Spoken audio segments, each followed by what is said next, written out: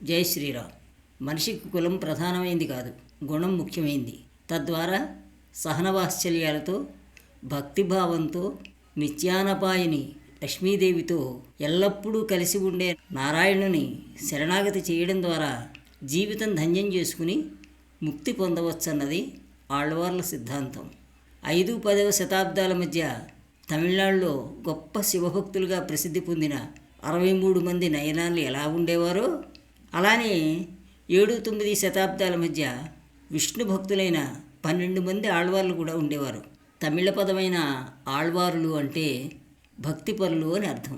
కొందరు బుద్ధిశాలురు అనే అర్థం కూడా చెప్తారు.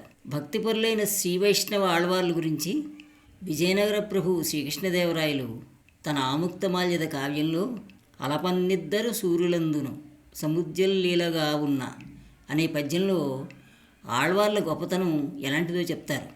సామాన్య మానవుల మనసులోని కఠిన చీకట్లను తొలగించి జ్ఞానదీపాలు వెలిగించడానికి సమతాభావంతో శ్రీవైష్ణవ సామాజిక విష్ణు భక్తులుగా 12 ఆదిత్యులై 12 మంది ఆళ్వార్ల రూపంలో అవతరించారంటారు.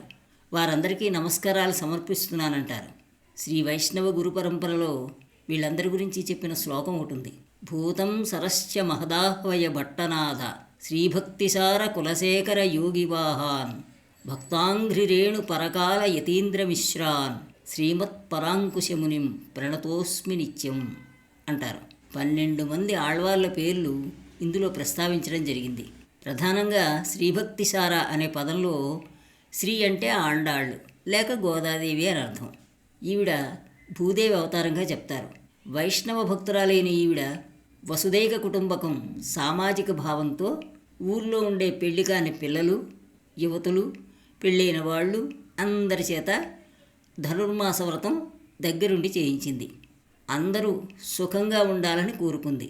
సహనావవతు సహనో భునక్తు సహ వీర్యంకరవావహై తేజస్వినావధీతమస్తు మా విద్విషావహై సర్వే జనా సుఖినో భవంతు. ఆండాళ్ తిరువిడగలే శరణం.